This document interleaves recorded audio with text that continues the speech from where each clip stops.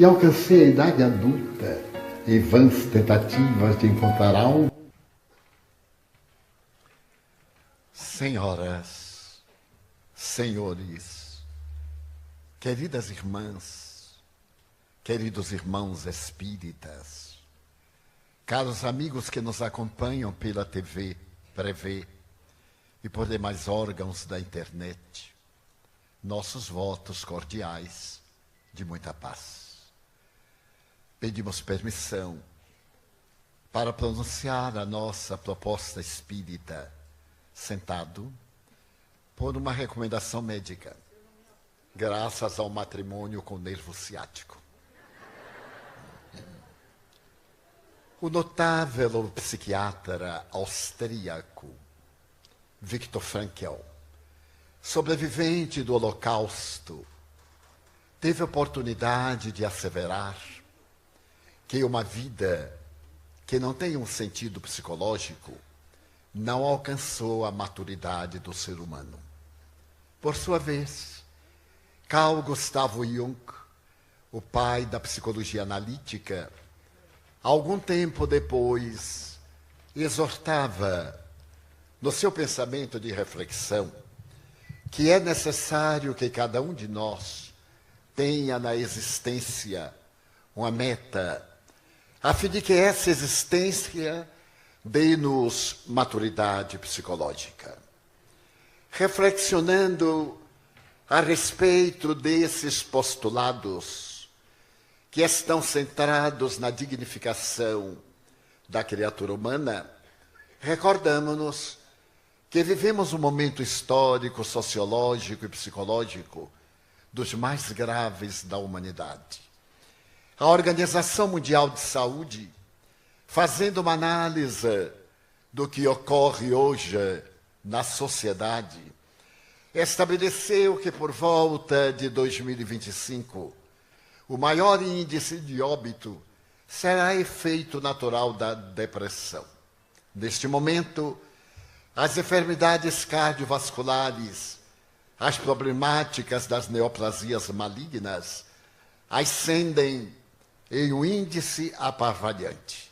Nada obstante, a pandemia da depressão toma conta da Terra e o suicídio revela-se como um dos fatores de desagregação da sociedade dos mais perversos. Se continuarmos nessa marcha assinalada pelo desequilíbrio interior e as suas consequências na comunicação e relacionamento humano, a nossa sociedade será consumida por essa vérmina que é o aniquilamento do corpo sem a destruição da vida. E por isso mesmo, uma análise, embora perfunctória, da depressão merece o nosso melhor carinho. Quando falamos em depressão, por exemplo, não sabemos, pelo menos muitos de nós, o sentido exato desta tremenda manifestação que é um distúrbio de natureza psicológica. Nos últimos 15 anos, as ciências psiquiátricas estabeleceram que a nevrose, assim como outros transtornos na área da personalidade como da mente, deveriam sofrer uma verdadeira reparação de natureza nominativa. E surgiram então os transtornos de natureza emocional e de natureza psiquiátrica. E entre esses, a depressão assumiu uma postura das mais relevantes. Vários fatores respondem por esse terrível experimento degenerativo dos nossos valores éticos. No entanto, a depressão pode ser observada nas páginas da história na Antiguidade Oriental, assim como nas cidades mais populosas do mundo, nas aldeias, entre pessoas ricas ou pobres, no meio dos intelectuais ou dos destituídos de uma inteligência lúcida. Iremos encontrar, por exemplo, na Bíblia, o caso do rei Saul. Se analisarmos profundamente esse personagem peculiar do Velho Testamento, iremos concluir que os seus estados de exaltação da personalidade, como de queda na melancolia e na angústia, era nada mais, nada menos do que um transtorno depressivo da afetividade bipolar. Porquanto a terapêutica está no próprio livro antigo, quando o rei Saul é atendido pelo jovem Davi, que para acalmá-lo é o criador da musicoterapia. É ele quem vai trazer para nós o saltério, os salmos, a música de harpa. Ele irá suportar tanto o desequilíbrio da fúria como o estado melancólico da indiferença. Mas se recuarmos ainda um pouco, 850 anos antes de Jesus, e nos detivermos no pensamento da Ilíada de Homero, recordar-nos-emos de um personagem, Belenofonte, que teria sido talvez nos registros históricos da filosofia um primeiro personagem portador de transtorno melancólico. Quando ele experimenta o exílio e entra em um estado de perda de contato com a alegria exterior. No entanto, nem sempre recebeu esse nome. Se olharmos hoje a palavra depressão, ela vem do latim deprimere, puxar para baixo. E poderíamos dizer que é semelhante a uma planta daninha que se hospeda como um parasita em uma árvore e termina por matar o cavalo que lhe dá assistência. A depressão é sutil e era conhecida na antiguidade pelo nome de melancolia. Hipócrates, 400 anos antes de Jesus, já se referia a essa melancolia quando ele tem a oportunidade de examinar os 4 humores responsáveis pelas enfermidades, entre os quais o sangue, a bilis negra, a bilis amarela, asseverando, por exemplo, que as doenças provêm dessas gêneses psicopatológicas. Por exemplo, o indivíduo colérico, o indivíduo bilioso, e que a bilis negra seria uma herança ancestral do denominado arquétipo, o pecado de Eva na desobediência. Então nós avançaremos para 200 anos depois de Jesus e iremos encontrar um outro pai da medicina grega, estabelecendo que as enfermidades, em realidade, não são enfermidades. A criatura humana é enferma. Essa tese é hoje defendida também pela Organização Mundial de Saúde. Não há doenças, há doentes.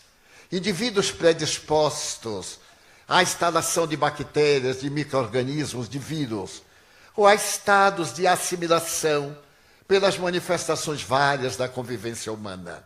Tese, aliás, da doutrina espírita.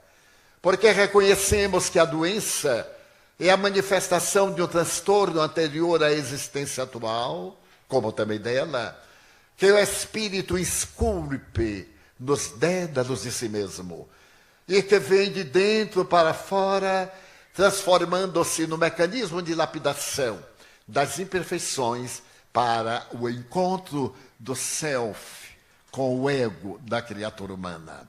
Aliás, iremos observar que houve um verdadeiro fenômeno histórico.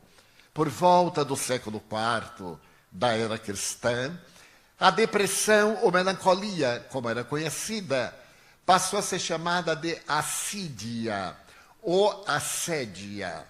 E essa assédia era exatamente aquele estado de indolor, de indiferença, de perda de um sentido psicológico. A pessoa deixava de respirar, isto é, de ter o ideal. E, por consequência, naufragava no oceano terrível de si mesmo, perdendo a direção do seu equilíbrio. Se meditarmos um pouco mais, por volta do século V depois de Jesus, teríamos uma verdadeira pandemia, particularmente entre os religiosos, aqueles eremitas que procuravam a intimidade das cavernas para fugir do mundo ou para fugir de si mesmo, procurando uma vida inútil, inócua, sem qualquer sentido de matar o mundo para servir a Deus no isolacionismo.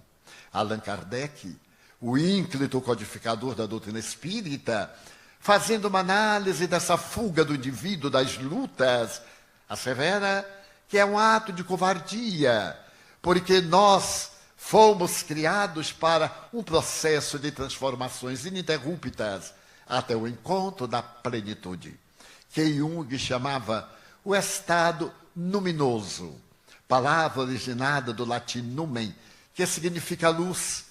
É bem provável que Jung se haja utilizado desta palavra quando Jesus teve a ocasião de dizer: eu sou a luz do mundo. E estabelecer, não foi dito que vós sois deuses? Então seríamos Deus, com a letra minúscula, porque temos as potências que devem ser desveladas e se encontram em síntese no ser que somos, através da jornada dos corpos em que estivemos, estamos ou estaremos. Dessa maneira, houve um processo de natureza histórica, e nós vamos encontrar na humanidade a manifestação desse transtorno melancólico nas mais diversas experiências. Shakespeare, ao apresentar-nos Hamlet, o jovem príncipe da Noruega, de negro vestido, contemplando a charneca, tem ocasião de dizer melancólico: morrer, dormir, sonhar, quem sabe? Essa interrogação melancólica e triste traduz na obra de Shakespeare a manifestação daquele período pré-elisabetiano da Inglaterra, em que a melancolia havia estabelecido as suas raízes. Mas se nós avançarmos, Leon Tolstói, o eminente pai de um pensamento cristão moderno, também experimentou a urza desesperadora da melancolia. Mas também Jung teve a oportunidade de descer ao fundo da melancolia por 3 anos, para poder conhecer essa ausência de alguns neuropeptídeos, essas substâncias dos nossos neurônios cerebrais, tais como aquelas básicas, que são os fatores reais da nossa alegria. Os neuropeptídeos, que são emissões eletroquímicas dos nossos neurônios, deixam de produzi-las. E então o indivíduo perde a euforia, esse estado de alegria interior que resulta das manifestações das neurocomunicações. E nós vamos entrando no estado de tristeza, de perda de sentido, de perda da afetividade. Aqueles que não estão familiarizados com a problemática magoam-se, porque asseveram que o seu paciente perdeu o amor. Em realidade, esse amor a que nos referimos é o resultado desses fenômenos produzidos pelos nossos neurônios. Naturalmente, a equipagem, a instrumentação, é responsável pela comunicação daquela realidade do mundo interior. O amor está na alma, é a essência divina, mas a aparelhagem não está reproduzindo aqueles fenômenos de comunicação que expressem em profundidade a grandeza do ser que somos, porque nos encontramos sob a sombra em que nós estamos. E foi por volta do século XVIII que a ciência descobriu pela primeira vez os neurônios, que eram ignorados, e logo depois os axônios, aquela parte cauda do neurônio que pode produzir a árvore. O axônio é a árvore das neurocomunicações. E para que haja um raciocínio, bilhões de neurônios são convocados eletricamente para poder formar a sua rede. E segundo a observação dos mais nobres pais da neurologia, nós possuímos aproximadamente 100 bilhões de neurônios. E eles começam a morrer no instante que nós começamos a nascer. Diariamente, segundo esses mesmos estudiosos e particularmente o neurologista americano Robert de Rops, 15 mil neurônios por dia. E eu me recordo que quando era jovem, o que não faz muito tempo, na minha cidade natal de Feira de Santana, quando alguém completava 45, 50 anos, está broco, está perdendo o juízo, é porque está velho demais. A ciência ainda estava muito atrasada. A óptica, a fibra óptica dos aparelhos microscópicos ainda estava nos vidros e não se podia penetrar nesses mecanismos delicados e sutis das micropartículas. E a perda daqueles 15 mil neurônios diários não fazia nenhuma falta à organização, porque os neurônios têm a propriedade dos órgãos duplos. Quando perdemos uma vista, a outra exalta-se. Um rim, um pulmão, qualquer órgão de natureza dupla é substituído automaticamente pelo outro que ele preenche a ausência. Mas é que nós, naquele tempo, mantínhamos uma atitude de aceitação da ignorância, dando um verniz de cultura. E, normalmente, depois da menopausa, da andropausa, as pessoas se acomodavam. Eu me lembro de homens válidos de 50 anos jogando dama, dominó na inutilidade. E as mulheres comprando agulha de crochê ou de tricô para tricotearem a vida alheia. Era uma maneira muito simpática de justificar a velhice. Hoje, nós sabemos que não é o indivíduo que fica velho, é a morosidade, a preguiça mental que o faz tornar-se esquecido, naturalmente, das exceções das enfermidades degenerativas, nos problemas de Alzheimer, de Parkinson e etc. Mas então, naquele mesmo período, pela primeira vez, em língua inglesa, nasceu a palavra depression. E a partir de então, aquela melancolia passou a ser chamada depressão. E nós vamos ver Neville, a grande dramaturga americana, que morre de depressão exaltada, de tanto falar e se desgasta. Nós teremos a oportunidade de ver os grandes vultos da história atormentados pela depressão. Edgar Allan Poe, Victor Hugo. E entre as grandes personagens do mundo político, Winston Churchill, o grande herói da Segunda Guerra Mundial, que fez uma proclamação nestas palavras: nunca tão poucos foram responsáveis por tantos. E ele, no seu bunker, no coração de Londres, um subterrâneo modesto numa das ruas principais da capital britânica, comandou a Batalha dos Aliados na Normandia para o momento da paz. A depressão passou a ser examinada agora sob a óptica da doutrina psicológica. E nós vamos ver entre os notáveis pesquisadores o Dr. Emílio Kraepelin, que depois de estudar a esquizofrenia, teve a oportunidade de estabelecer que a depressão pode ser unipolar, tristeza, ou exaltação. E bipolar, a pessoa entra naquela curva da melancolia e, de repente, ela se faz afável, otimista, sonhadora, está no sonho da exaltação. É um momento perigoso, porque no próximo eclipse da queda, o indivíduo suicida. É o momento mais terrível, porque o indivíduo não quer morrer. Ele quer libertar-se daquela sensação de vazio existencial. Mas logo depois, o Dr. Paul Mobius estabeleceu que havia duas causas fundamentais: a causa endógena, interna, e a causa exógena, externa, dos fatores que levam ao transtorno chamado eventos de vida. Os fatores internos são a hereditariedade. Quem descende de um depressivo tem 30% de probabilidades de ser depressivo também. Mas se ele descende de um casal de depressivos, ele tem 70% de probabilidades de ser depressivo também. E daí, fazer a terapia preventiva. Procurar fazer uma análise periódica, procurar fazer um check-up, Mas nós, latino-americanos e brasileiros, temos horror a psicólogo, psicoterapeuta, psicanalista, psiquiatra. E normalmente recusamos, porque mas eu não sou louco. E quando vem, às vezes, conversar comigo num tom jocoso, eu digo, não, realmente não é, mas vai ficar.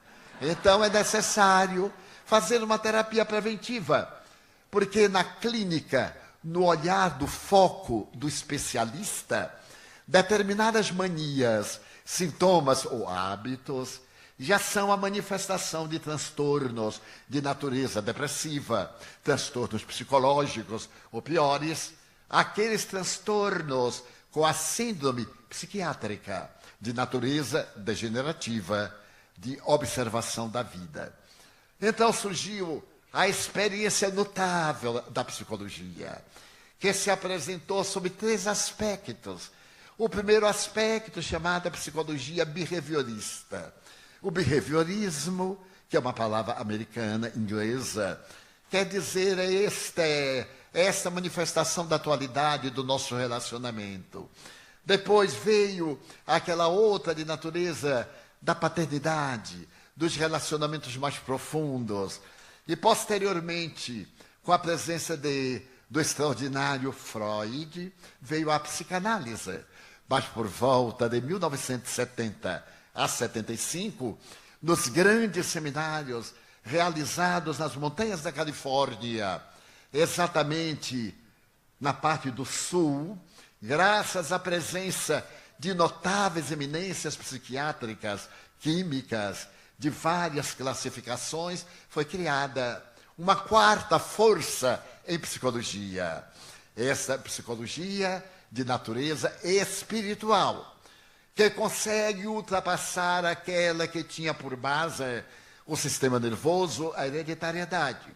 Então, nós temos como fator genésico a hereditariedade, mas também as enfermidades infecto-contagiosas, o mal de Hansen, o câncer, determinadas doenças degenerativas como a AIDS, a tuberculose.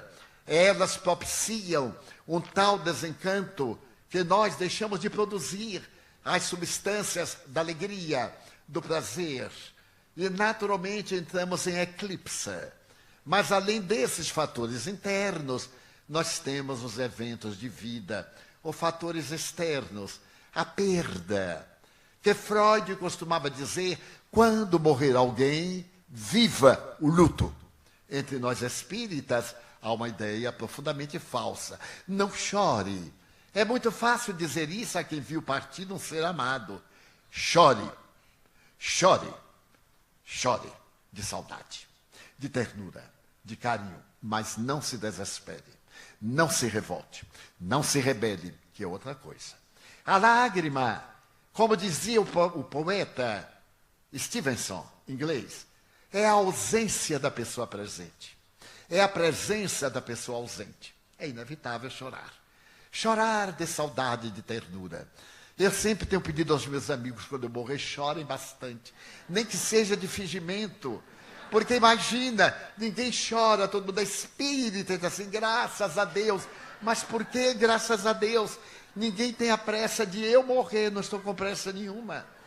Recordo-me de Chico Xavier, o venerando apóstolo da mediunidade, que me disse um dia sorrindo, Divaldo, eu estou com 90 anos e as pessoas estão com a pressa que eu morra. Um jornalista me perguntou ontem, é verdade, seu Chico, que está perto do senhor morrer? Imagina que jornalista boçal. Aos 90 ele queria que Chico estivesse longe. E Chico disse, vocês estão com tanta pressa, mas eu não estou com pressa nenhuma. O corpo está gasto, mas eu estou jovem por dentro. Eu estou jovem por dentro e por fora. Veio agora este matrimônio com o ciático, mas eu vou me divorciar. Já melhorei bastante. É que é um processo de dividir os bens e ele ainda está levando alguma vantagem nas minhas pernas. Mas eu tenho certeza que é o resultado final do juiz, que se chama consciência. E qualquer doença é uma advertência do nosso organismo, dizendo, algo em você está errado. E é necessário que, ao invés de queixar da doença, façamos a viagem interior para ver o que está errado em nós. E retifiquemos. Porque não existindo doenças, mas existindo doentes, há uma interação desse binômio, saúde e mal-estar. Se nós nos harmonizarmos por dentro, teremos o bem-estar por fora. Dessa maneira, a ciência conseguiu penetrar de tal forma que os eventos de vida, as perdas, a perda do emprego, a perda de uma afetividade, a perda de um bom relacionamento, a perda da lealdade de um amigo, enfim, qualquer coisa, a perda de uma moeda, de algo que a gente quer bem, não é um apego negativo, é um hábito de afetividade. É equivocada, mas é uma afetividade. Então, isso nos leva ao transtorno depressivo. Mas, o que os notáveis psiquiatras não se deram conta é de que existe um terceiro fator, que é o fator de causa e efeito. Aliás, Allan Kardec, na sua sabedoria, mostrada através dos últimos 170 anos, desde a publicação do Livro dos Espíritos, teve o cuidado de não utilizar a palavra sânscrita karma, roda, a roda de samsara, porque o karma quer dizer que é um pagamento compulsório. Errou, paga. Allan Kardec teve a sabedoria de recorrer à física newtoniana. Todo efeito provém de uma causa, logo, todo efeito inteligente provém de uma causa inteligente. É de uma sabedoria ímpar, porque no capítulo 9 do livro Céu e Inferno, quando ele trata daquela extraordinária lição a respeito do Código Penal da vida futura, ele apresenta um índice ou um item através do qual podemos depurar das nossas imperfeições, porque nós não somos maus, nós somos ignorantes. E o pior inimigo do indivíduo é exatamente a ignorância, que abre as portas para o egotismo, para o egoísmo, para o egocentrismo, para o orgulho, a vaidade, para essas manifestações degenerativas do nosso caráter, cujo oposto é a solidariedade. São o altruísmo, o bem-querer, o sacrifício, a afetividade dilatada. Então, poderíamos colocar como fator preponderante a reencarnação. Somos o que fizemos de nós. Estamos fazendo o que seremos de nós mais tarde, porque nós somos os semeadores da colheita que teremos a oportunidade de reunir em nossos braços, graças ao amor divino. Amor que somente gerou o bem. É uma velha discussão filosófica. Se existe o mal, foi criado por Deus. Se foi criado por Deus, ele é responsável pelo mal. Com o que não concorda Albert Einstein. Em uma aula em que o jovem Albert Einstein estava presente, o professor materialista disse, pois é, existe o mal ou não existe o mal? O aluno ficou em dúvida e terminou por dizer, bem, existe o mal. Ele disse, então, Deus é o autor do mal. E aquele jovem levantou-se e disse, professor, um momento, não é exatamente assim. O mal não é criado por Deus, é a ausência de Deus.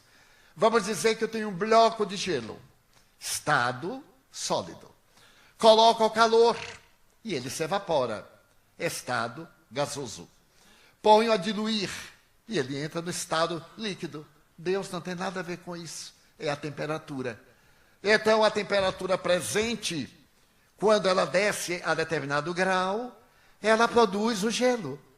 Mas quando ela sobe a determinado grau, ela muda a estrutura. Então, não foi Deus, é o fenômeno natural. Então, digamos que o mal é a ausência do bem. E Allan Kardec, mais uma vez, foi de uma sabedoria incomum, que é o bem. Pergunta a ele no Livro dos Espíritos, é tudo aquilo de acordo com as leis de Deus. E o mal é a ausência disso. É de uma claridade cristalina, convocando-nos a uma autorreflexão. Qual é o fator primordial da depressão? É o estado alterado de consciência, que nos vai levar ao estado de consciência alterada, que é o transtorno psicológico. Mas há a possibilidade de nós modificarmos, sem a menor sombra de dúvida, através das várias terapêuticas, desde aquelas clássicas, a alopatia, a homeopatia, até aquelas outras alternativas. Foi publicado nos Estados Unidos um livro chamado O Demônio do Meio-Dia. E esse livro me fascinou quando eu li, faz algum tempo, as suas 600 páginas, de um autor do The New York Times, Solomon. Ele é depressivo crônico. E ele experimentou 200 terapêuticas alternativas e continuou deprimido. Também é notável verificar que o grande psiquiatra americano Milton Erickson, que criou o ericsonismo, o eminente professor da universidade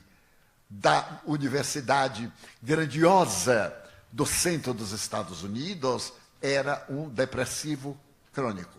E era o mais notável terapeuta da depressão, porque ele sabia o que era a depressão. E ele recomendava a terapêutica na arte de contar histórias, sendo que hoje essa terapêutica está na doutrina espírita, naquele item, fora da caridade não há salvação. Porque Jesus nos trouxe o amor, e os teólogos assamarcaram o amor e fizeram um instrumento de agressividade religiosa, adulterando o ensinamento do mestre. O cristianismo, depois do século IV, para ser exato, 13 de junho de 313 do Edito de Milão, quando Constantino declara tolerância para com o cristianismo, e o cristianismo senta-se ao lado de Constantino para governar o mundo, a doutrina do Cristo passou a ser alterada, para não dizer adulterada. Mais tarde nós vamos ver aquela doutrina, como dizia Santo Eusébio, da patrística, um dos pais da igreja, dizer que enquanto nós éramos perseguidos, éramos pulcros. Na hora em que adquirimos autoridade e cidadania, tornamos-nos perseguidores. As cruzadas. Estamos pagando o preço das cruzadas hoje, no mar Mediterrâneo, naqueles que buscam o Ocidente na necessidade de paz. Na Síria devastada, Síria que comandava Israel, graças ao primeiro triunvirato, quando conquistada Jerusalém, ela foi entregue à direção da Síria. Nós vemos hoje aquele êxodo dos milhares que morrem nas águas dos mares do antigo Levante, agora procurando fugir da barbárie dos seus países, como efeito inevitável das cruzadas. O furto, a destruição, a busca de uma sepultura vazia, que no fundo era mais o interesse da rapina dos bens orientais pelos atormentados ocidentais da Europa, graças ao fanático sacerdote Pedro, que saiu pregando as cruzadas. Então nós estamos naturalmente na lei de causa e efeito. Atormentamos o Oriente ontem que nos atormenta hoje, como efeito natural. Aqueles que foram para lá destruir e furtar, roubar e agredir, estão voltando para casa no estado lamentável de padecimentos. Mais de 1.500.000 conseguiram encontrar no exílio alguma segurança. Até quando? Mas nós então vimos o recrudescer da ignorância através da violência, efeito inevitável da Santa Inquisição, que terminou por exterminar os reencarnacionistas desde 552 até o século XIX na Espanha, aqueles que eram os adoradores de Deus e promulgavam a reencarnação, aqueles que procuravam demonstrar que a vida tem um sentido psicológico, amar. E então o amor no Evangelho foi absorvido pelos aristocratas teólogos, com algumas exceções, é claro. Teresa d'Ávila, Francisco de Assis, São João da Cruz e milhares de anônimos. O Chico Xavier, Madre Teresa de Calcutá, Albert Schweitzer e outros. Mas a grande maioria deixou-se engolfar pelo poder e a perseguição. E então hoje estão nos tormentos da lapidação interior para poder encontrar a paz de consciência no autodescobrimento, no conhece-te a ti mesmo. A questão 9 e 19 do Livro dos Espíritos. A velha interrogação: como poderemos encontrar a felicidade? Qual o método mais eficaz para ser feliz neste mundo e superar as más inclinações. E a resposta é de uma profundidade técnica.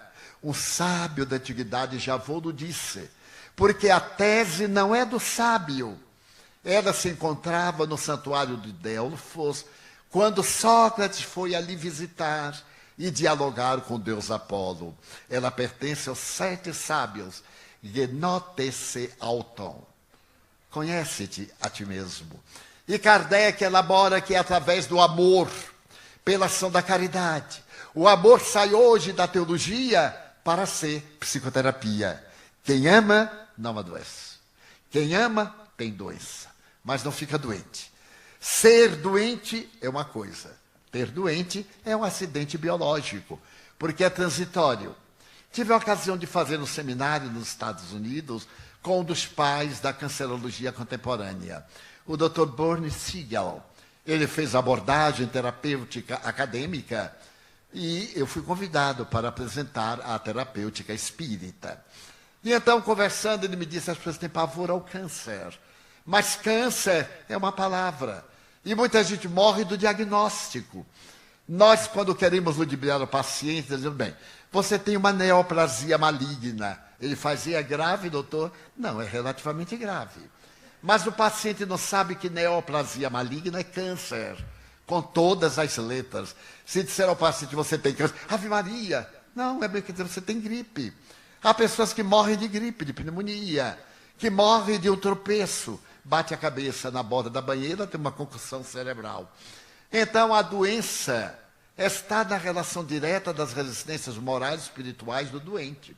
Eu tive câncer e disse para ele, o que é que você quer comigo? Afinal, eu tratei você muito bem, um câncer prostático. E disse para a próstata, que negócio é esse? Quem já viu?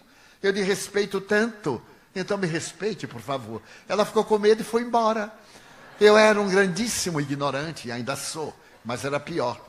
E alguém me disse, faça o PSA. E, aliás, aproveita a brecha para dizer que quem tem mais de 35 anos, faça. Não pode haver ninguém mais corajoso do que ser homem. Se parto fosse masculino, a humanidade acabava. Só teria o primeiro filho, e mais nenhum, que ninguém é bobo. Mas a mulher é resistente, ela nasceu para isso, Deus deu a compaixão e mais filhos para ela. E o homem tem pavor, qualquer coisa que doa, não dói nada. É uma picada de injeção para dar um pouquinho de sangue, um pouquinho de nada. E faz o exame para medir o hormônio masculino PSA. Se você aos 35 anos, 40, 45, 50, tiver até 3, está ótimo. Mas se tiver 4, você passa a fazer um exame complementar, fazer o toque. Se tiver 7, você faz uma biópsia. Se tiver 10, você está com câncer. Então é tudo assim tão natural, é tão agradável, tão lógico. E eu, na minha suprema ignorância, forte como um touro, alguém disse, Divaldo, faça. E um urologista, muito meu amigo, materialista, disse, você já fez exame de PSA? Na minha cultura baiana, eu perguntei, o que é mesmo PSA? Ele me explicou e eu digo, não, nunca fiz. Você sente alguma coisa? Eu digo, também não sinto nada. Ele disse, vamos fazer. Fez. Eu estava com 27. Achei tão bonito, eu digo, nossa, doutor, bem alto, né? Ele disse, é de câncer. Você está com câncer prostático. Eu digo, eu duvido, está sim. Então ele fez o toque, lá estava a ameixa toda enrugadinha. Ele disse, pois é, mau sinal, quando está lisinha, mas vamos fazer a biópsia. E como eu tenho cartão médico, né, porque é muito elegante, que se chama SUS, eu então fiz o exame com dor, sem anestesia. E passei a segunda fase numa cadeirinha no cobertor do corredor. Achei uma beleza. Nossa, como é bom ser pobre. Então eu achei aquilo tão chique. Pois bem, deu negativo. Eu fiz 6 biópsias. Eu disse ao médico, ai, já acabou com ela. Cada vez se dava 21 pedacinhos, vezes 6, 120 e tantas vezes. Eu digo, não precisa mais operar. Já foi operada. Ele disse, você tem câncer. Eu digo, não tenho câncer. É uma questão de querer, porque eu ia querer ter câncer. Quando ele me deu aqueles 27, ele ficou horrorizado, mas de volta você não sente nada. Eu digo, não, deve ser um câncer mediúnico, né? O que é que eu vou fazer? Então eu pedi a Deus e disse para ele, O que é que eu devo fazer? Ele diz nada. Agora eu devo fazer uma série de exames, etc. Porque ela está com a dimensão muito grande, o peso. E aí me explicou, que eu também não entendi nada, mas eu fiz de conta que o senhor fazia. É um sinal maravilhoso da ignorância. Eu disse, o senhor me dá 10 dias para eu diminuir? Ele disse, você vai diminuir? Eu digo, vou. Como? Através da visualização terapêutica. A consciência rege o organismo, o espírito comanda. Não é a matéria que comanda. A matéria é fraca, fraco, é o espírito, já nos dizia Kardec. E os latinos diziam, mens agita-te molem. O espírito comanda a matéria. Então comecei a fazer visualização terapêutica.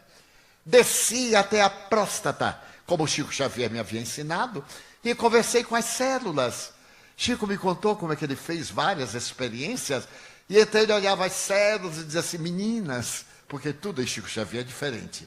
Ele olhava as células e dizia assim, meninas, eu tenho procedido tão bem, procedam bem comigo, conversava, e as células ouviam. Eu comecei a descer, durante 10 dias dialogamos, e quando eu voltei estava com 18. E pedi mais 10 dias, desci a 8. Aí eu já não aguentava mais da visualização terapêutica.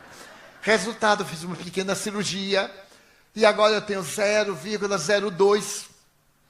Estou quase recém-nascido aos 90. Eu espero que aos 100 dê 0,000, e o médico disse, você já morreu. Porque é só quando ela dá 0,000. Então eu quero dizer que façamos. Nada de dizer, em mim não pega. Já pegou. É um fenômeno natural, porque nós nos sentamos. E esta glândula tem a peculiaridade de qualquer pressão, ela se enruga. Ela tem apenas uma finalidade fisiológica, que é liquefazer o espermatozoide, nada mais. Produz uma substância que liquefaz. E está aí para nos dizer assim, cuidado, hein? Câncer de próstata é tão elegante, imagine. O presidente da República Francesa morreu de câncer de próstata. Como também o câncer de colo de útero. Nenhuma dúvida, ou de mama. Aí vem outubro rosa, como nós tivemos setembro amarelo. Prevenção do suicídio, prevenção do câncer de mama. Graças a Deus o amor saiu da teologia para entrar na ciência através da afetividade. E então hoje o amor pode nos curar dos nossos males internos, porque Deus é amor. A palavra é de João, Deus é amor. João Evangelista. E eu vos recomendo que vos ameis uns aos outros, tanto quanto eu vos tenho amado. E nesta recomendação, nós não vamos encontrar a presença tormentosa da depressão, que pode ser refeita através da terapia notável do Prozac e de tantos outros produtos que deveremos tomar até o dia em que o médico faça a reversão. Muitos pacientes me dizem, mas Divaldo, a gente muda de comportamento. Muda e daí? Porque vai mudar a estrutura dos neurônios. Os neurônios vão ficar forrados das substâncias químicas que não está produzindo. Então nós mudamos de comportamento. Mas à medida que mudamos e o neurônio recupera a faculdade, nós nos melhoramos. E então o médico vai fazendo a mudança até o momento de nos liberar. Nunca achemos que estamos bem. Eu vou suspender, porque a recidiva é incurável. Se recidivar, nós teremos o grande perigo de novamente. Mas então nós temos hoje um arsenal imenso de informações a respeito da depressão, técnicas. Mas Allan Kardec, na sua visão quase profética, teve a coragem de dizer no Livro dos Médiuns, capítulo 24 das Observações, um grande número de pacientes que se encontram nos hospícios, palavra da época, não são loucos, são obsidiados. Eles são vítimas de interferência espiritual, que nós encontramos no Evangelho de Jesus e muito antes, como Saul, que ademais da depressão orgânica, era também vítima de fatores de natureza mediúnica degenerativa, de obsessão. E foi exatamente a ele que apareceu Samuel, o grande legislador, e pediu que ele transformasse as armas de guerra em instrumento de lavoura através da sensitiva do Endor. Então existem em nós presenças espirituais perturbadoras, porque vivemos no universo Einstein, ondas, mentes, vibrações, e sintonizamos através da qualidade nuclear da onda em que nós emitimos, a lei das afinidades.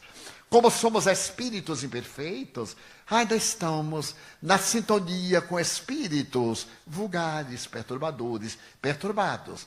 E podemos ascender na escala da evolução, separando-nos deles pelos tons vibratórios. E para isso não necessitamos de nada externo. Por isso o Espiritismo não aceita nenhuma atividade externa, a não ser o passe, que é uma transmissão energética, é a bioenergia, a água magnetizada, e ela tem a sua própria terapia, uma terapia psicológica, a transformação moral do indivíduo para melhor, a paciência, como diz o codificador, a prática do bem, porque os espíritos maus não são persistentes, eles são devastadores, mas são atrasados. E a lição de amor de Jesus é de ternura, é de compaixão, é de misericórdia. Durante 40 anos, eu estive acompanhado de um espírito que eu chamava o Máscara de Ferro. Ele me apareceu quando eu tinha 8 anos de idade. E eu coloquei o nome Máscara de Ferro por causa de uma película cinematográfica que eu assisti na juventude, a respeito de um prisioneiro da ilha Dif, uma peça de teatro que foi levada ao cinema e foi clássica no século XVIII. Então o semblante dele era pétreo. E ele me dizia, eu vou te matar. E eu achava graça, era assim, que interessante. Eu até lhe agradeço, porque você é morto, né? E se você me matar, ótimo, porque eu vou para aí e vou cobrar. Claro, nós vamos negociar, trocar figurinhas. Durante 40 anos, esse espírito esteve ao meu lado, eu considero um benfeitor. Porque graças a ele, eu dei uma melhorada no procedimento. Quando eu tinha a tentação de proceder mal, ele me aparecia e dizia, é isso que você espera, não é? Tchau, Belo. E mudava de atitude, e ele perdia o jogo. Até um dia que ele me disse, eu te detesto, eu te perdoo, mas tu não me convenceste, tu me venceste pela paciência. E eu vou deixar-te um período. Eu achei tão estranho. No dia seguinte, quando eu acordei, que eu não o vi, eu achei que estava me faltando algo. A gente sente falta. Eu digo, nossa, que dia é este? Está me faltando algo. Era o Máscara de Ferro. Nós éramos muito amigos em litígio. E me vi livre, me acostumei. Uns 10 anos depois, eu estava na Mansão do Caminho, quando trouxeram uma criança. E o porteiro me chamou para vê-la. Eu fui correndo, saí da minha sala, fui à portaria, uns 80 metros de distância, e lá estava uma criança afrodescendente, num estado deplorável. Eu nunca tinha visto, eu tirei crianças da lata do lixo, tirei. Nós tiramos crianças da lata do lixo, crianças comidas por formigas, deixadas nos matagais, tudo que você possa imaginar. Mas aquela era lânguida, era terrível, pequenina, morrendo à fome. E a mãe me dizia, nós nos alimentamos de sopa de papelão, que tirava do lixo. Cozia, tirava a gordura daquelas caixas de papelão dos restaurantes, botava água e sal e nutriam-se. E a mãe me disse chorando, não deixe a minha filhinha morrer. Eu digo, quem trabalha nisso é Deus. Eu vou oferecer os recursos. E internamos-la em nosso ambulatório, a mãe e a filha, e com algodão, umedecido leite, eu comecei a passar nos lábios, porque ela não tinha estômago para uma primeira refeição. E ficamos as primeiras 40 horas cuidando. Mas ela era tão feia que eu disse, você vai ser Miss. Miss Horror. Porque nos Estados Unidos tem Miss Cebola, Miss Melancia. Então tem Miss Horror também, mas era Miss. Era a pessoa mais feia que eu já conheci. Mas era tão feia que ficava engraçada. Era única. Então era uma Miss. E fomos tomando afeição e ela não desencarnou. Não desencarnou, cresceu. Tinha um lábio leporino bifocal. E então tornamos-nos muito amigos. E eu fiz de tudo para conquistá-la. Mas na hora em que eu tomei da mãe e fui levando para o serviço médico, me deparei com o Máscara de Ferro. Ele me apareceu. Eu disse, nossa, quase 10 anos que nós não nos víamos, não é? Ele disse, pois é, voltei. Eu digo, que hora errada, você voltou, meu irmão. Porque essa criança está morrendo. E ele disse, posso te pedir uma coisa? Eu digo, você nunca pediu, você sempre impôs, mas pode. Ele disse, toma conta desta criança. Eu disse, mas eu vou tomar conta, sem seu pedido. Ama! Eu digo, isso aí é outra coisa. Você não vai me dar ordem, eu vou amar se puder, né? Mas você sabe que no fim eu vou amar mesmo, você me conhece. E procurei dialogar com ironia com ele, era o único recurso. Por fim eu perguntei, mas por que esse interesse por ela? Porque é minha mãe reencarnada. E se tu a amares, eu me verei obrigado a te amar. Eu digo, não me diga. Quer dizer que ela é mami? Vou dar uns bons beliscões de caranguejo nela. Você não fará isso? Não. Há 40 anos que você me belisca. Então, venha, mami querida. Vamos nos divertir a valer. O espírito ficou alucinado. E eu digo, agora ele me paga, né? Amor com amor. Ficou, mas você vai fazer isso? Eu digo, Você fez em mim 40. Eu vou fazer 40 dias. Terminamos amigos. Ele ficou meu amigo a partir de então. Hoje, ela está com 29 anos. Mas o que eu quero ressaltar é que ela não gostava de mim. Por incrível que pareça. Eu fiz chantagem, dava presente, nada. Eu então fiz energia da pedagogia do não. Ela chegava e dizia assim, Edivaldo, o que é que o senhor me trouxe da viagem? Eu disse, metade do que você guardou para mim. Mas eu não guardei nada, eu digo, então fico com metade. E eu fico com a outra metade. Então nossa vida era assim um relacionamento de amor e de dentada. Foi passando o tempo, quando ela completou 15 anos, ela veio à minha sala e disse, olha, Edivaldo, hoje eu sou senhorita. Completei 15 anos. Eu digo, então sente-se, faz favor. Levantei-me e teatralizei, tranquei a porta da minha sala, peguei a chave, coloquei na minha gaveta, tranquei a gaveta, ela ficou espantada. Eu tirei a chave e coloquei dentro de um vaso, olha que cena ridícula. E aí me sentei, cruzei a perna e disse, agora nós vamos ter um diálogo de homem para homem, olho no olho. Ela disse, mas Edivaldo, eu digo, ela bem afrodescendente. Ficou numa cor que na Bahia, que é a cidade mais bela do mundo, depois de Bauru. Então, eu disse para ela,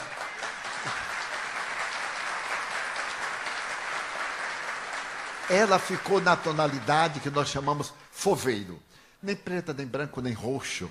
É aquele tom furta-cor. Mas Edivaldo, eu digo, hoje você vai me explicar por que não gosta de mim. Eu não me importo, em absoluto. Porque o importante é que eu gosto de você. Agora, você não gostar de mim não me faz a menor diferença. Mas eu gosto de você. Mas gostaria de saber por quê. Ele disse, Edivaldo, eu gosto do senhor. Eu digo, não gosto. Você só vem falar comigo porque a tia manda. Porque eu controlo aqueles que me evitam. Eu tenho experiência mais do que você. Eu tenho o triplo da sua idade. Então, eu tenho experiência. Por quê? Alguma vez eu lhe bati? Não, senhor. Lá não existe isso. Alguma vez eu lhe maltratei? Não, senhor. Alguma vez eu lhe puni, lhe botei de castigo? Não existe, em nossa casa não há castigo. Há liberdade, com responsabilidade. Errou, perde o mérito. Acertou, ganha mérito. Nada mais fácil. Ela disse, não, senhor, eu digo, e por que você não gosta de mim? Aí veio a revelação, meus amigos. Tio, eu adoro o senhor, mas eu tenho medo. Medo de mim? Por quê, minha filha? Não sei. Eu tenho a impressão que o senhor vai me reclamar. E eu já lhe reclamei. Não, senhor. Por que você tem essa impressão? Não sei.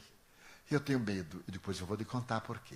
No ano de 1624, em determinado momento do governo de Richelieu, aconteceu isso, aquilo, etc. E eu tive um desentendimento com seu filho, que era uma personalidade religiosa. Eu exerci uma função religiosa. Naquela eclesia, eu tinha que colocar o que mandava a teologia. E eu apliquei a punição conforme as regras. E ele não me perdoou. E você, com muitas mães, apoiou seu filho errado. Até hoje. Mais de 400 anos. Agora, eu nunca mal nenhum a ele eu fiz. Pelo contrário, ele esteve comigo uma boa temporada. Hoje nós somos amigos. Ele me ajuda, me orienta, me estimula muito. Somos amigos. Porque sendo você a mãezinha dele, ele acha que sendo bom comigo, eu seria gentil com você.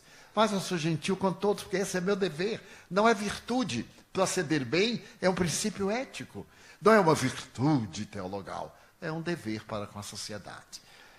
Ela, então, se revelou a melhor filha biológica que os senhores, por acaso, possam ter.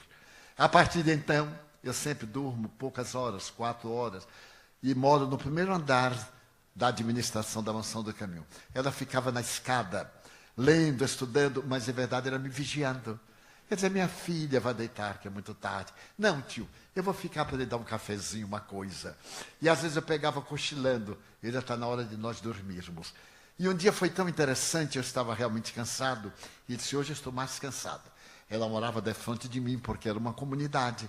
Nós tínhamos 25 lares, família. E ela foi, e de repente eu estava no toalete, quando alguém bate a porta, eu desço correndo, era ela, pálida. O que é que lhe aconteceu? Eu disse, nada. Mas eu estava no toalete. É que eu também, infelizmente, também sou gente. Eu fui lavar a cara para poder dormir. Mas, tio, não morra. Eu nunca me comovi tanto. Ele disse, mas eu vou morrer, minha filha. Não vai. O senhor não pode morrer. Eu não posso ficar órfã outra vez. Eu lhe peço que não morra. E me segurou as 2 mãos. A grandeza do amor. Eu olhei para aquela menina de 16 anos e disse, minha filha, eu prometo que não vou morrer. Quando o corpo descer à sepultura, eu voltarei para estar ao seu lado. Porque esta é a bênção da doutrina espírita. O espiritismo é a ciência que matou a morte. Olhem que gesto de filosofia. Matou a morte. Porque nos transferiu de um estado vibratório para outro. Nos deu consciência do si. Nos demonstrou a realidade da vida, mas também o intercâmbio entre bons, menos bons e maus. E aqueles que se odeiam. E entre aqueles que se odeiam, as obsessões. Então, muitas vezes, o fenômeno denominado de depressão pode ser um fenômeno de obsessão telepática. Começa numa onda mental, uma monoideia.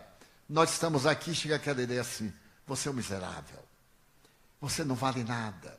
Olha, todo mundo está te censurando. Eu digo, que bobagem, na minha cabeça. Aquela monoideia volta. Ela volta. É a obsessão instalando-se por telepatia do nosso inimigo. Daí a pouco é um diálogo. Nós começamos a dialogar mentalmente, a ficar observando, criamos manias, transtornos de outra natureza, transtornos esquizofrênicos, hebefrênicos, catatônicos, transtornos do pânico, transtornos de várias ordem, que são de natureza obsessiva, porque todos nós somos médiuns. Allan Kardec. A mediunidade não é uma faculdade superior, é uma faculdade da alma que o corpo transforma num 6º sentido. E no porvir, poderemos aprimorar esse 6º sentido e naturalmente incorporá-lo ao nosso ser, como esperava Charles Richet, o prêmio Nobel de Fisiologia, o maior sábio da França no século XIX.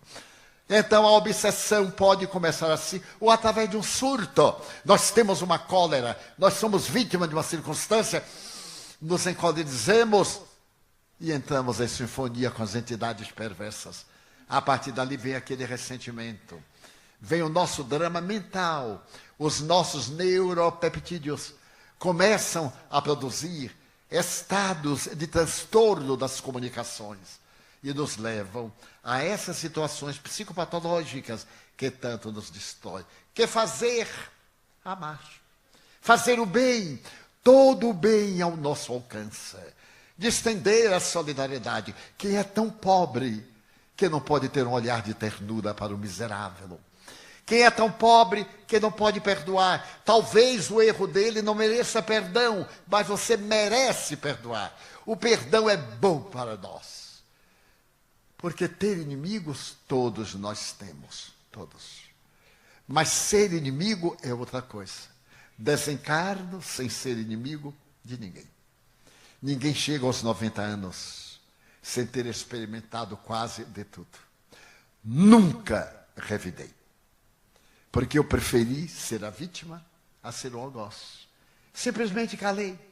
Aprendi com o Evangelho que o silêncio é o nosso mestre e os exemplos são a nossa expressão da realidade. Não da persona, da máscara, mas da individualidade do self, do espírito que somos. Então é necessário que nós que aqui estamos, no mínimo, calculo umas 1.100, 1.200 pessoas.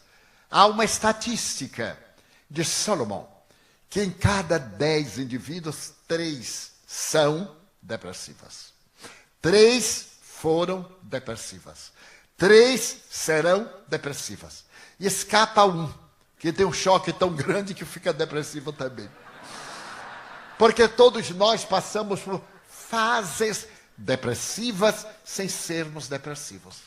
Todos temos melancolia, temos um pouco de depressão, de tristeza. Deixamos de produzir a serotonina, a noradrenalina, a oxitocina. Esses neurônios ou esses maravilhosos neurocomunicadores que de um momento para outro desaparecem, mas eles voltam. Se nós recuperarmos a alegria, se nós caminharmos 8 quilômetros, dizem os modernos terapeutas, ele vale mais do que uma drágia de qualquer barbitúrico. Se nós amarmos, se nós meditarmos no Sermão da Montanha, na parábola do filho pródigo, diz Hector, um dos mais notáveis terapeutas da atualidade, Milton Erickson, medite no texto do Evangelho, penetre, e você então se livra da depressão, porque obriga os seus neurônios a produzir oxitocina, essa substância que a mulher produz para o feto, e quando ele nasce e coloca sobre o ventre, ele recebe agora a vibração de oxitocina, para não ter conflito mais tarde de depressão. Eis aí a excelência do amor. Se alguém nos fez um mal, problema dele. Se fizemos um mal, problema nosso. Se alguém não gosta de nós, a dificuldade é dele, que toda vez que nos veja vai ter dor de cabeça. Mas quando somos nós que não gostamos, problema nosso, que vamos sentir-nos maus. Então a nossa proposta de dar um sentido à nossa vida seja útil. A notável Prêmio Nobel de Literatura, a chilena, que escreveu este poema Servir, tudo serve em a natureza, o ar, a água, a vida. Aquele que não vive para servir, não serve para viver. Gabriela Mistral. Então que façamos da nossa vida um evangelho de feitos, que mergulhemos o nosso pensamento nessa doutrina libertadora, meditando profundamente nas páginas lúcidas do Livro dos Espíritos e na codificação por um todo, na Revue Spirite, de onde Allan Kardec retirou parte das obras básicas e ampliou o Livro dos Espíritos. E nós encontraremos o sentido psicológico. Me perguntam sempre qual é a minha missão na Terra, porque todo mundo quer ter missão, não quer ter trabalho. Todo mundo é missionário, mas não quer ser trabalhador. Todo mundo quer cargos e não encargos, tarefas. E é toda vez que alguém me pergunta, Divaldo, qual é a minha missão? Eu digo, amar. Ah, mas eu amo muito. Eu digo, não, isso é libido. Até os cães têm, mas não amam. É necessário conviver, aprender a sorrir se alguém nos desafia. Olhemos para ele e fiquemos rindo e dizendo assim, olha o psicopata me provocando. Uma das coisas que eu achava lindo do Chico, ele me dizia assim, Divaldo, meu filho, não pode haver nada melhor do que o pensamento. A pessoa está nos xingando e a gente está rindo, dizendo assim, Deus tenha compaixão de ti, feliz Pai nosso que está nos céus. Então isso é maravilhoso. Esta faculdade, para encerrar, porque não os desejo massacrar, depois de muitos anos que eu não vinha a Bauru, eu gostaria de contar uma experiência. Porque eu sou um homem experiência. Eu estou sempre de frente, então eu vejo todo mundo. E nem todo mundo vê, tem muita gente míope. Mas então, eu adoro fazer a chamada psicologia de massa. Eu estou sempre em check-in. Eu já tenho cheiro de aeroporto. Eu vou tanto a aeroporto que de vez em quando eu me sinto em aeroportos psíquicos. E estou sempre em filas. E neste abençoado horário de verão que vem aí, Deus o detenha, mas que no norte nós não temos, Eu estava um dia 5 da manhã numa fila e viajava a São Paulo. Mas graças a Deus eu sou muito alegre. Aí na leitura diz que eu sou um pouco retraído. De fato, eu acho lindo quando os artistas dizem assim, eu sou tão tímido. Pois é, eu também sou tímido. Pois bem, e eu estava rindo, achando a vida maravilhosa, quando alguém na terceira fila gritou de lá, ei, por que você está rindo? Eu disse, não acredito. 5 da manhã, eu tropeçado no psicopata, mas é muita benção. Mas continuei rindo. E ele gritou de lá, ei, você, por que está rindo? Eu disse, olha meu amigo, eu estou rindo, porque eu estou rindo. Você está rindo de mim ou está rindo para mim? E eu digo, nem rindo de você, nem rindo para você. Por que não? Porque sou cego. Ele perdeu o jogo, todo mundo riu na fila e eu fiquei cego. Porque antes cegueira do que uma bofetada. Aí o homem saiu de lá e veio conferir. E eu, cego. Ele chegou e passou a mão. Eu não pestanejei. Ele disse, mas o senhor é cego? Quer dizer, quase. Mas não enxerga nada. Eu estou vendo assim um vulto. Mas que coisa, né? Tem os olhos tão claros. Eu disse, pois é. É que meu problema é no nervo óptico. Ah, é, não é? É. E o senhor está indo para onde? Eu aí corrigi a preposição. Eu estou indo a São Paulo. Ah, eu também. Em que voo o senhor vai? No voo tal. Eu também. Eu digo, só faltava ele no meu colo, porque nunca vi tanta coincidência. E então ele disse, e vai sozinho? Eu digo, sim, eu estou meio acostumado. Eles aqui me conhecem muito, eu viajo muito. Mas é cego? Ele disse, sou. E aí ele foi, e eu tive que continuar cego, porque ele ficou de olho duro em mim. E quando eu cheguei, eu disse ao funcionário, eu sou bem conhecido. Eu disse assim, meu filho, faça de conta que eu sou cego. Aquele homem que está me olhando, ele é meio psicopata, seu Divaldo, então me mantenha cego, hein? Você diga assim, vá aqui pela direita e dobre no último balcão. Fale alto, eu obedeço direitinho. Aí eu fiz o check-in, eu digo, e agora? Ele disse, vá à direita, dobre ali. Eu digo, Deus lhe pague. E aí, até que eu me vi livre do homem. Me vi livre, respirei, recuperei a vista, entrei e tal. Quando eu sento no avião, os senhores não vão acreditar. Eu sempre me sento no corredor, para não incomodar ninguém. Eu estava no 6C. Olho 6D. O homem. Eu digo, não acredito. Isso é provocação dos meus guias espirituais. Aí recuperei a cegueira. O homem do meu lado. Porque avião é uma coisa tão engraçada, o comportamento das pessoas que viajam. Eu prefiro ali, porque não incomodo ninguém. Mas, se vem e me incomoda, eu não me importo, até é bom que levanto. Mas, ele voltou, se bateu na minha perna, fez, seu Divaldo, nós vamos conversar, não é? Eu digo, não, senhor. Em avião não se conversa, porque nós alugamos uma poltrona.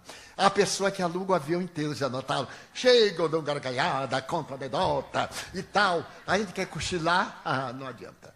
E quando a pessoa vai levantar, puxa a cadeira da gente, arranha a cara da gente, puxa o cabelo da gente, levanta, ainda empurra. Esse é o neurótico que dobra a perninha e fica batendo tique, tique, tique, tique. Não olhe para trás, porque ele vai lhe bater. Mude de lugar, por quê? Então eu disse para o homem, ele disse, o avião, nós alugamos uma poltrona. Não temos o direito de perturbar quem alugou a outra. Mas nós brasileiros alugamos tudo, etc. E eu não vou conversar, pode ter certeza. Eu vou aproveitar para me concentrar, fechar meus olhos, para o homem me deixar em paz. Ele disse, mas, senhor Divaldo, é que eu soube que o senhor é espírita. É? Sou espírita. Então eu queria fazer uma consulta. Aqui dentro do avião? É. Lá em cima? Por quê? Porque está mais perto dos guias. Eu disse, não, meu filho, meus guias baixam. Não é necessário subir tanto. De forma, e o homem insistiu. Eu resolvi tentar uma técnica de hipnose. Eu andei me metendo nesse negócio de hipnose, e aí eu disse para ele assim, durma. E fiz aquela voz cavernosa, durma. Quando eu olhei, o homem estava dormindo. Eu digo, nossa, eu não vou falar isso numa palestra, porque senão todo mundo cai dormindo e eu nem terminar a palestra. E aí eu repousei, recuperei a vista, tomei café, do tempo que a gente tomava café, né? Porque agora a gente não toma nada, graças a Deus. É dieta compulsória. Então eu chego em São Paulo, quando o avião bateu no chão, ele acordou, seu Divaldo, já chegamos. Mas, seu Divaldo, eu vou lhe ajudar na bagagem. Eu não tinha pensado nisso. Eu digo, não, pode ficar tranquilo. Mas, seu Divaldo, como é que o senhor sabe qual é a sua mala? Eu disse, eu botei o sininho. Quando ela passa, tic-tac, tic-tac. Eu digo, é. E eu tenho um amigo que me espera, que é o doutor Miguel de Jesus. Eu digo assim, pois é, eu tenho um amigo, ele sempre pede licença para me ajudar. E o sininho me adverte. Mas eu queria lhe ajudar, eu digo, não, já me ajudou muito. Muito obrigado, Deus o abençoe. E fiz de tudo e me vi livre do homem. E agarrei a mala, saí correndo, empurrei Miguel e desapareci. Me vi livre do homem, recuperei a vista. Mas eu atendo terças, quintas e sábados, são os dias de reuniões públicas. Eu atendo, chego às 6h30, vou conversando com quem tem interesse até às 8 horas. E quando eu dei uma olhada na fila, olha o homem na fila. Eu disse, meu Deus, eu vou morrer. E a fila foi chegando, e eu fui abaixando a vista. Quando o homem chegou, eu parecia o preto velho, porque eu estava... E aí eu fiquei assim... E ele disse, seu Divaldo, eu soube que o senhor recuperou a vista. Graças a Deus. Recuperei a vista.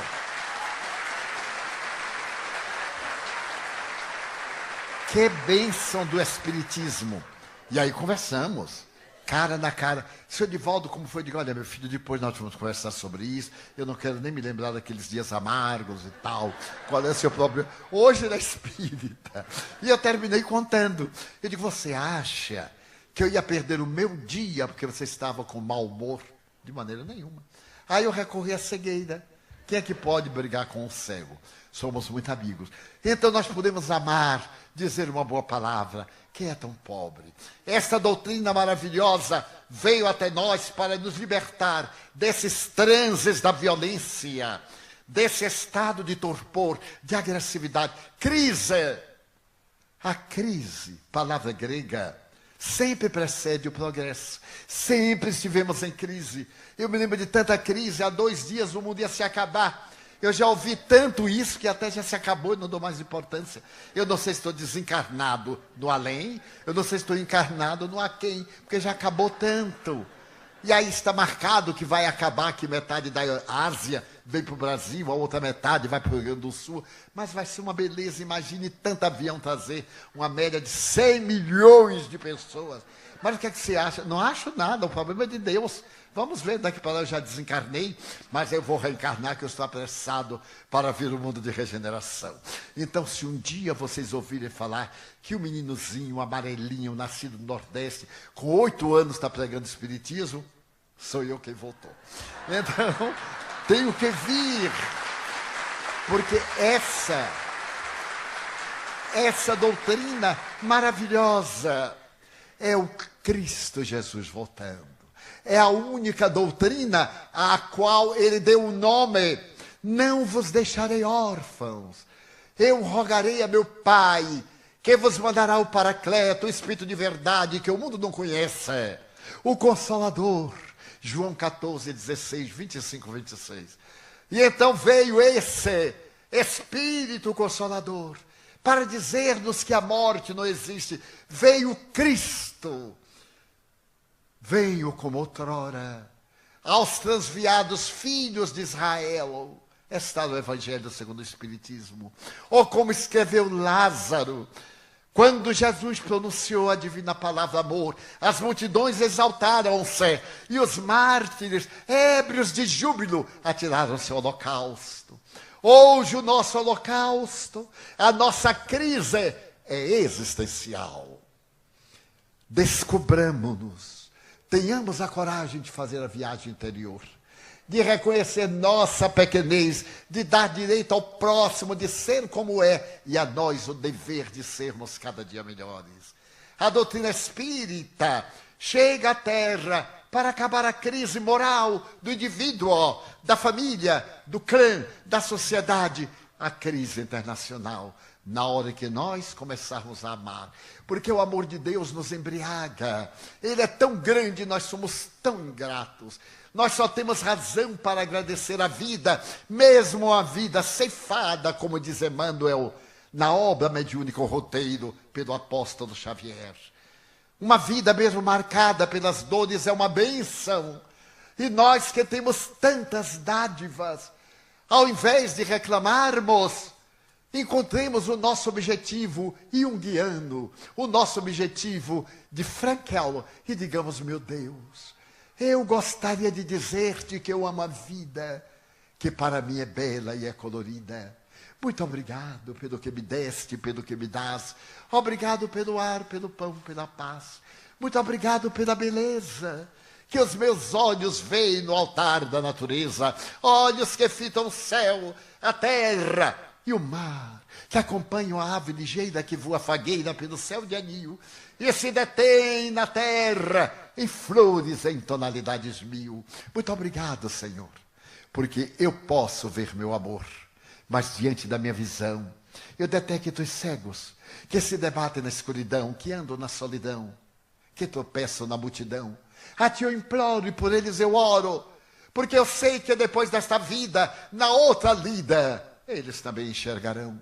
Muito obrigado pelos ouvidos meus, que me foram dados por Deus, ouvidos que ouvem o tamborilar da chuva no telheiro, a melodia do vento nos ramos do olmeiro, as lágrimas que vertem os olhos do mundo inteiro, ouvidos que ouvem a música do povo que desce do morro na praça a cantar, a melodia dos imortais que nós ouvimos e não esquecemos nunca mais, a voz melodiosa, canora, melancólica do boiadeiro, a dor que geme, que chora no coração do mundo inteiro. Pela minha faculdade de ouvir, pelos surdos eu te quero pedir, porque eu sei que depois desta prova, na vida nova, eles escutarão.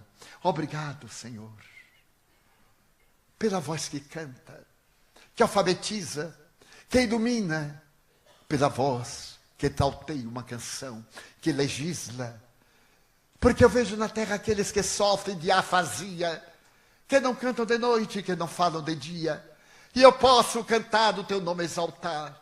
E sei que depois da vida, na outra lida, poderei cantar.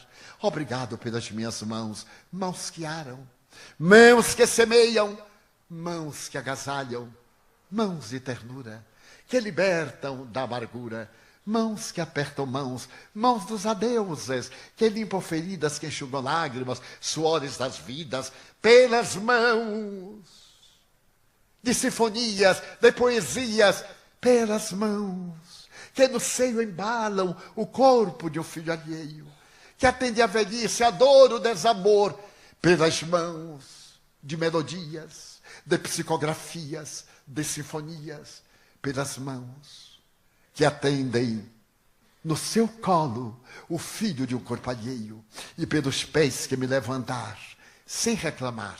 Muito obrigado, Senhor, porque eu posso caminhar diante do meu corpo perfeito. Eu quero louvar, porque eu vejo na terra aleijados, amputados, barcados, desesperados, paralisados, que não se podem movimentar. Eu te agradeço a ti, porque posso bailar, e eu sei que esses que sofrem a expiação, na outra reencarnação, voltarão a caminhar.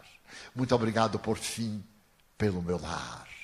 É tão maravilhoso ter um lar. Não é importante se este lar é uma mansão, um duplex, um ninho, uma casa do caminho, seja lá o que for, um bangalô. Mas onde exista a presença do amor de mãe, ou de pai, de mulher, ou de marido, de filho, de irmão, a presença de um amigo, alguém que nos dê a mão. Porque é muito triste viver na solidão, mas se eu a ninguém tiver para me amar, nem o teto para me guardar, nem uma cama para repousar, nem um cão ou um gato para me acompanhar, nem assim reclamarei, porque eu te tenho a ti, e te quero dizer: obrigado, Senhor, obrigado porque eu nasci, obrigado, Senhor, porque eu creio em ti, pelo teu amor, obrigado, Senhor, pela sua atenção. Muito obrigado, senhores.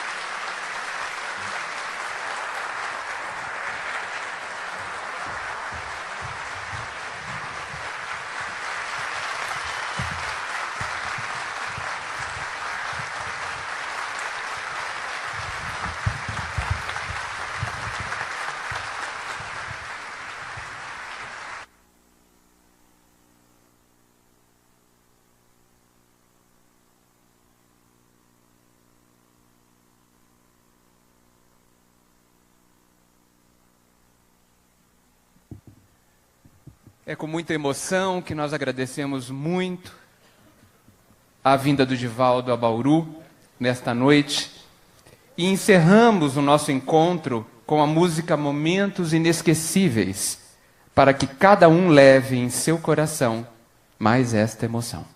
Obrigado.